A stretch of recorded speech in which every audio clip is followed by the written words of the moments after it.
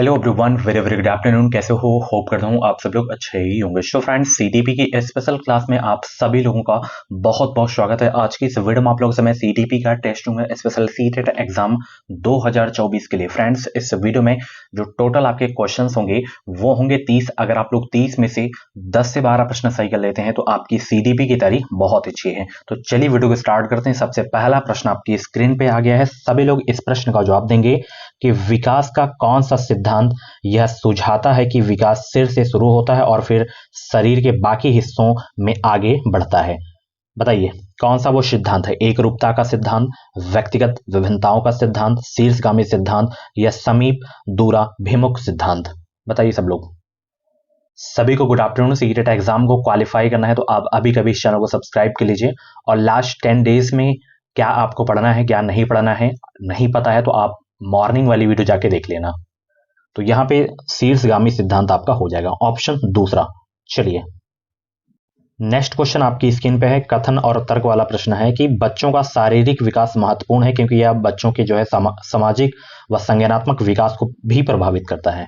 तर्क है कि बचपन में विकास के सभी आयाम एक दूसरे से जुड़े हुए हैं तथा एक दूसरे को बेहद प्रभावित करते हैं। बताइए इसका राइट आंसर क्या होगा?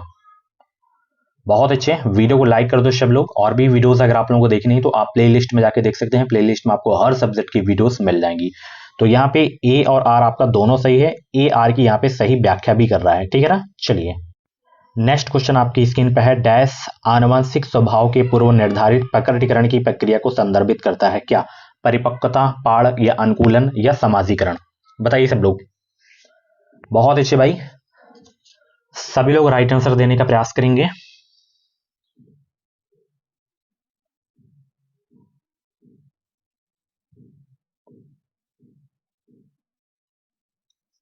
तो यहां पे देखिए परिपक्वता जो है आनुवंशिक स्वभाव के पूर्व निर्धारित प्रकटीकरण की प्रक्रिया को संदर्भित करता है। तो यहाँ पे पहला ऑप्शन बिल्कुल आपका करेक्ट हो जाएगा। नेक्स्ट क्वेश्चन आपकी स्क्रीन पे है। जॉन पियाजे के अनुसार निम्न में से जो है कौन से कारक संज्ञानात्मक विकास की दिशा निर्धारित करते हैं? बताइए इसका राइट आंसर क्या होगा? जीन पियाजे के अनुसार जो है निम्न में से कौन से कारक संज्ञानात्मक विकास की दिशा निर्धारित करते हैं? तो इसमें परिपक्वता हो जाएगा, फिर अनुबंधन हो जाएगा, उसके बाद क्रिया हो जाएगा, उसके बाद आपका सामाजिक अनुभव हो जाएगा। तो पहला ऑप्शन यहाँ पे आपका बिल्कुल करेक्ट हो जाएगा, ठीक है ना।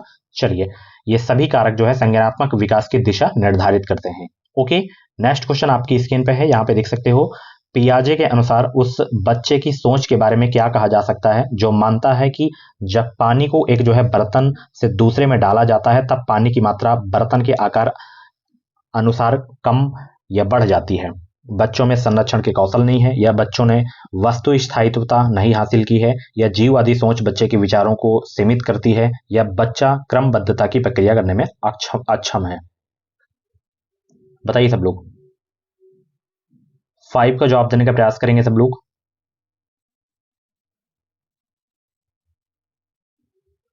तो यहां पे देखिए बच्चे में जो है संरक्षण के कौशल नहीं है, तो पहला ऑप्शन बिल्कुल आपका करेक्ट हो जाएगा। नेक्स्ट क्वेश्चन यहां पे देख सकते हो पियाजे द्वारा दिए गए संज्ञानात्मक विकास के चरणों का सही क्रम क्या है? बताइए सब लोग। ये very very most important question आपके एग्जाम के लिए। सीटेट में बहुत बार पूछा जाता है, हर वर्ष पूछा जाता है ये क्वेश्चन। बताइए सब लोग। तो सबसे पहला आपका संवेदी चालक चरण है आपका, फिर उसके बाद पूर्व संक्रियात्मक है, उसके बाद मूर्त संक्रियात्मक, उसके बाद अमूर्त संक्रियात्मक। ये क्वेश्चन बहुत पूछा जाता है। जो संवेदी होता है ये 0 से 2 वर्ष तक होता है। पूर्व संक्रियात्मक जो होता है ये 0 से 7 वर्ष तक होता है। उसके बाद ये वाला आपका 7 से 11 वर्ष तक होता है। ये वाला आपका 11 से आपका जो है वयस्कता से होता है, ठीक है ना। चलिए ये आपको उम्र भी याद रख लेना है। नेक्स्ट क्वेश्चन यहाँ पे देख सकते हो, बहुत इंपॉर्टेंट क्वेश्चन है। नेहा खुद को अपनी माँ द्वारा लाई मिठाई जो मेहमानों के लिए है खाने से रोकती है, यह सोचकर कि खाने से वह पकड़ी जा सकती है। कोहलबर्ग के सिद्धांत के अनुसार जो है नेहा नैतिक विकास की किस अवस्था में है? यांत्रिक सापेक्षता अभिविन्यास, सजा और आज्ञाकारिता अभिविन्यास, या सार्वभौमिक नैतिक सिद्धांत अभिविन्यास, या अच्छी लड़की अभिविन्यास? बताइए सब लोग। बहुत अच्छे भाई, तो सजा और आज्ञाकारिता विन्यास आपका हो जाएगा, ठीक है ना, इस अवस्था में है। ऑप्शन दूसरा आपका बिल्कुल करेक्ट हो जाएगा। चलिए बहुत अच्छे, आज की इस वीडियो में लाइक का टारगेट है 50। होप करता हूं आप 50 लाइक क्रॉस कर देंगे। नेक्स्ट क्वेश्चन, किसके सिद्धांतों के अनुसार बच्चे अपने से ज्यादा ज्ञान वाले समकक्षी व वयस्कों से अंतःक्रिया करके सीखते हैं? लेवाइगोस्की के अनुसार, जॉन पियाजे के अनुसार, या हावर्ड गार्डनर, या लॉरेंस कोहलबर्ग? बताइए। बहुत अच्छे भाई, आंसर सोचने का अगर आप लोगों को ज्यादा समय चाहिए तो आप लोग वीडियो को रोक भी सकते हैं और फ्री पीडीएफ के आप जो है हमारे टेलीग्राम ग्रुप को ज्वाइन कर सकते हो। तो यहाँ पे लेवाइगोस्की आपका बिल्कुल करेक्ट आंसर हो जाएगा, ठीक है ना। चलिए नेक्स्ट क्वेश्चन आपकी स्क्रीन पे है। लेवाइगोस्की के अनुसार जो है निम्न में से किसकी संज्ञानात्मक विकास में महत्वपूर्ण भूमिका है? अनुकूलन, पुनर्बलन, सांस्कृतिक प्रवेश, या आनुवंशिकता?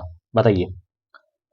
बहुत अच्छे भाई, लेवाइगोस्की के अनुसार निम्न में से किसकी संज्ञानात्मक विकास में महत्वपूर्ण भूमिका है? तो सांस्कृतिक परिवेश की है। ऑप्शन तीसरा आपका बिल्कुल करेक्ट हो जाएगा। नेक्स्ट क्वेश्चन आपकी स्क्रीन पे है। हार्वर्ड गार्डनर के बुद्धि के सिद्धांत में शरीर और वस्तुओं दोनों को कुशलतापूर्वक उपयोग करने की क्षमता को कौन सी बुद्धि कहा जाता है? तर्क गणितीय बुद्धिमत्ता, या जो है शारीरिक गति संवेदनात्मक बुद्धि, या अंतर्वैयक्तिक बुद्धि, या भाषाई बुद्धि? बहुत अच्छे, 10 का जवाब देने का प्रयास करेंगे सब लोग। हार्वर्ड गार्डनर के बुद्धि के सिद्धांत में शरीर और वस्तुओं दोनों को कुशलतापूर्वक उपयोग करने की क्षमता को कौन सी बुद्धि कहा जाता है? उसे कहा जाता है शारीरिक गति संवेदनात्मक बुद्धि। ऑप्शन दूसरा आपका बिल्कुल करेक्ट हो जाएगा। चलिए 11 का जवाब देंगे। दृश्य स्थानिक बुद्धि में क्या शामिल है? बताएंगे सब लोग। दृश्य स्थानिक बुद्धि में क्या शामिल है? छवियों और चित्रों में सोचने की क्षमता, सटीक और अमूर्त रूप से कल्पना करने की क्षमता, या लय, ताल, मीटर, स्वर, माधुर्य के प्रति संवेदनशीलता, या कहानियों व कविताओं को समझने व गढ़ने की क्षमता, या प्राकृतिक रूपों जैसे जानवरों और पौधों की प्रजातियां और चट्टानों और पर्वत प्रकारों को वर्गीकरण करने की जो है क्षमता? बताइए। 11 के जवाब दीजिए सब लोग। तो यहाँ पे छवियों और चित्रों में सोचने की क्षमता, सटीक और अमूर्त रूप से कल्पना करने की क्षमता आपका बिल्कुल करेक्ट हो जाएगा। यही दृश्य स्थानिक बुद्धि में शामिल है। ऑप्शन पहला आपका बिल्कुल करेक्ट हो जाएगा। नेक्स्ट क्वेश्चन यहाँ पे देख सकते हो। सह शिक्षा कक्षा में लड़कों के लिए एक शिक्षक की टिप्पणी मजबूत बनो और लड़कियों की तरह जो है नम्र व्यवहार मत करो, यह किसको बढ़ावा देता है? बिल्कुल सरल प्रश्न है। इससे सरल प्रश्न आपको जो है पूरी क्लास में नहीं देखने को मिलेगा। ये जेंडर रूढ़िवादिता को बढ़ावा देगा, ठीक है ना। ऑप्शन दूसरा आपका बिल्कुल करेक्ट हो जाएगा। चलिए 13 का जवाब देंगे सब लोग। विविध शिक्षार्थियों वाली कक्षा में शैक्षणिक रणनीतियां क्या होनी चाहिए? उचित समावेशन, मानकीकृत मूल्यांकन, गैर प्रासंगिक पाठ्यक्रम, या दृष्टिकोण में अनम्यता? बताइए सब लोग। विविध शिक्षार्थियों वाली कक्षा में शैक्षणिक रणनीतियां क्या होनी चाहिए? उचित समावेशन होना चाहिए। पहला ऑप्शन बिल्कुल आपका करेक्ट हो जाएगा।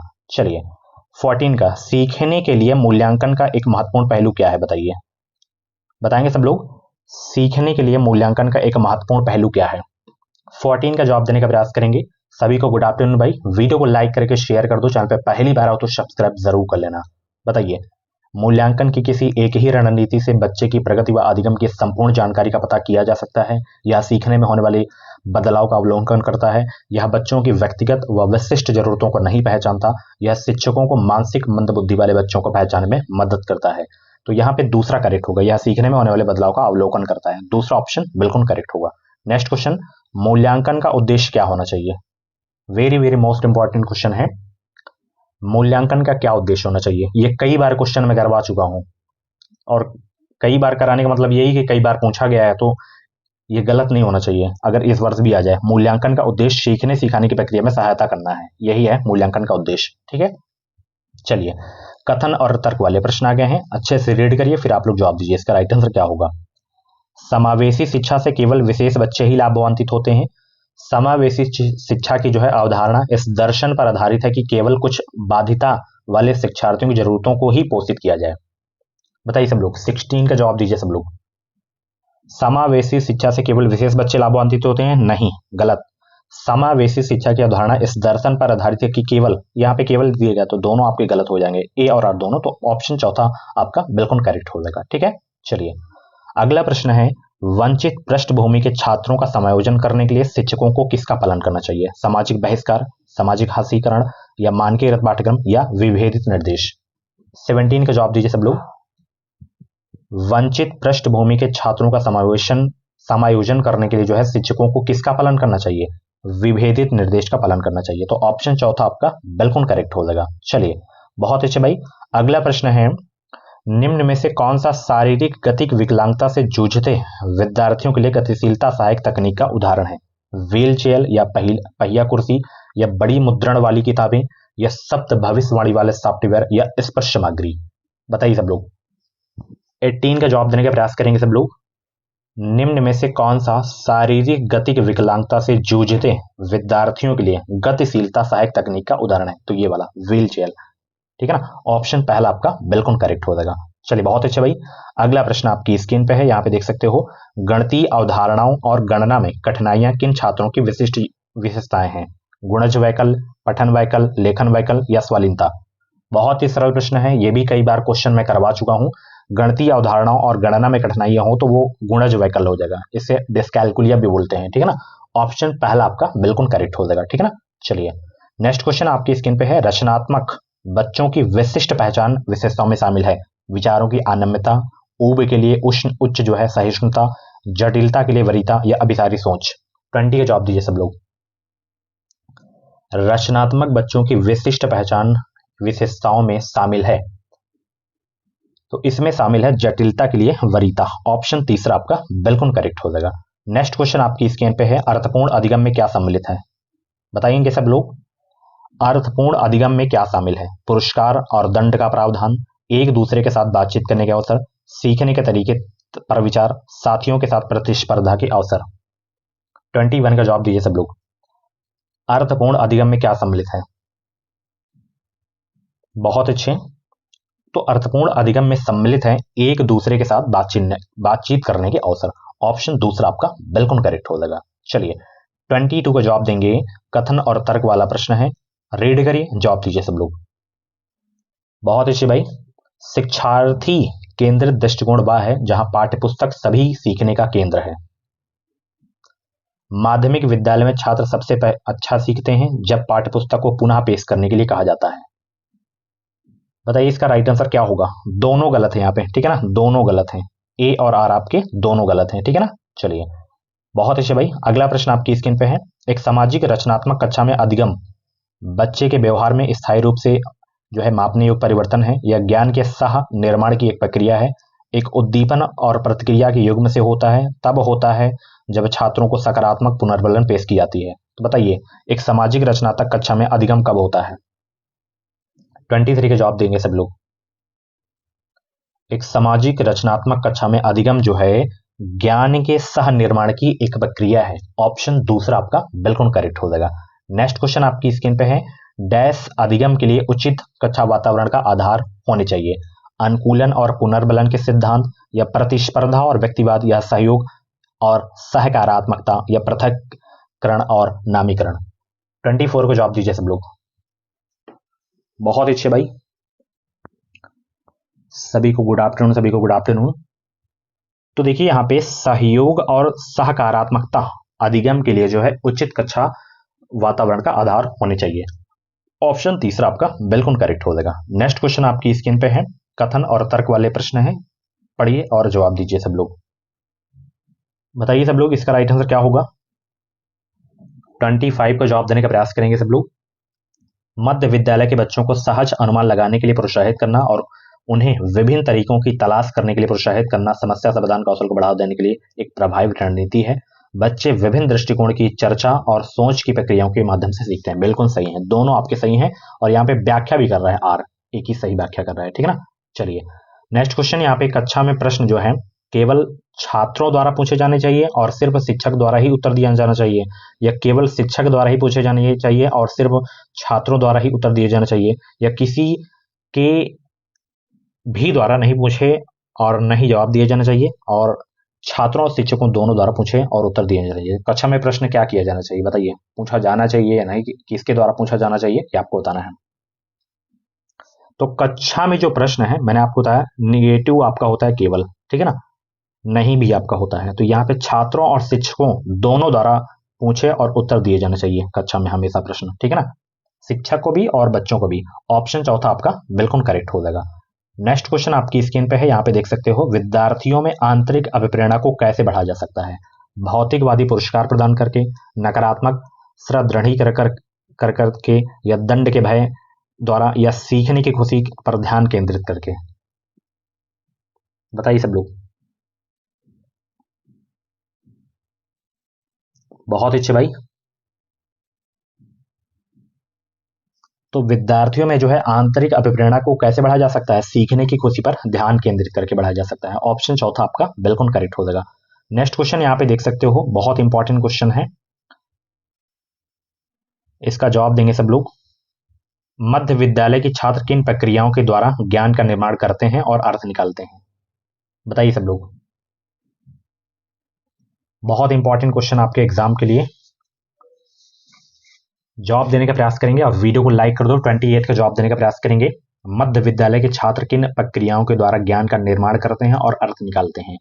तो सक्रिय अन्वेषण के द्वारा, और अमूर्त समस्याओं पर काम करना, और पूछताछ और प्रयोग, शिक्षकों और साथियों के साथ बातचीत के, चारों के द्वारा। ठीक है ना? ऑप्शन चौथा आपका बिल्कुल करेक्ट हो जाएगा। ठीक है ना? चलिए 29 का जवाब देंगे यहाँ पे सब लोग। शिक्षकों को चाहिए कि वे बच्चों की योग्यता को डैश और असफलता को किस रूप में सोचने के लिए प्रोत्साहित करें? बहुत ही सरल प्रश्न है। 29 का जवाब देने का प्रयास करेंगे सब लोग। बताएंगे सब लोग इसका राइट आंसर क्या हो जाएगा।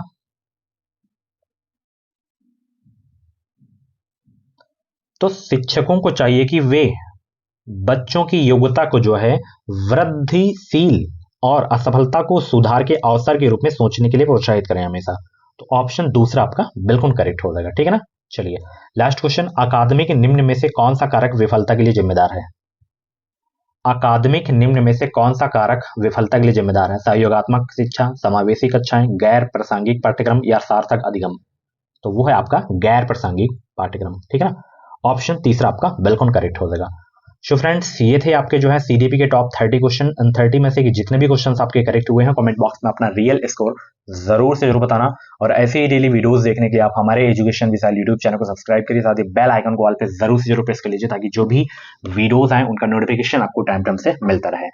Thank you so much. Video को लाइक जरूर कर देना और अपना रियल स्कोर जरूर शेयर करना आप लोग। चलिए मिलते हैं हम शाम को 6:45 वाली क्लास पे। Bye bye, take care.